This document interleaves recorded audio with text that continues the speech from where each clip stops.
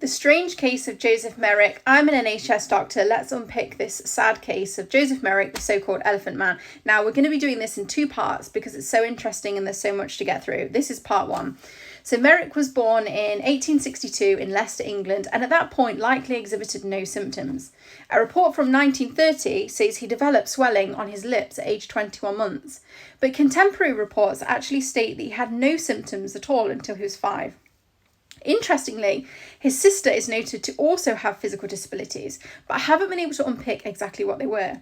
Now, at the age of 5, he began to develop thick, lumpy skin like that of an elephant and the same colour.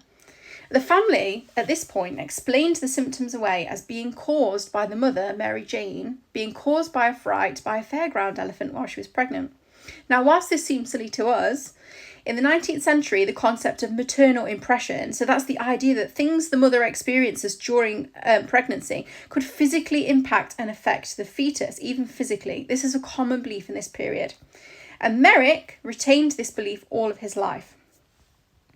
Now, after his mother's death, his home life was pretty appalling. He left school at 13 and he initially went to work in a factory rolling cigarettes, but by the age of 16, he no longer had the dexterity in his hands to continue. So after this, it seems that he tried to work as a hawker, but his disabilities made it hard for him to speak, and people on the doorstep reacted with horror. He came home with no money and his father beat him.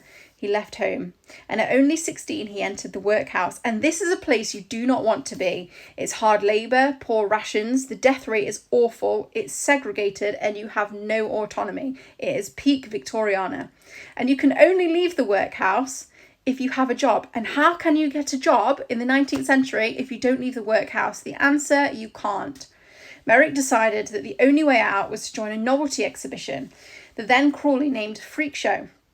But in fact, when he met Tom Norman, and this is the guy who would first exhibit him, Tom Norman feared that Merrick's appearance was too distressing even to be a part of a novelty show. At this point, Merrick's health is poor. Apparently, he had to sleep sitting up, his head resting on his knees, because he was so afraid that if he lay flat, that his neck would snap. He seems to have undergone surgery at some point, I think whilst he was in the workhouse, because he could barely speak and his ability to eat was incredibly compromised by the volume of masses around his face and neck. Now, he was eventually examined by a doctor called Treves, who called him the most disgusting specimen of humanity I have ever seen. And on that sad note, we are going to break and we will go to part 2. I hope you enjoyed it so far and make sure you sub for the next part.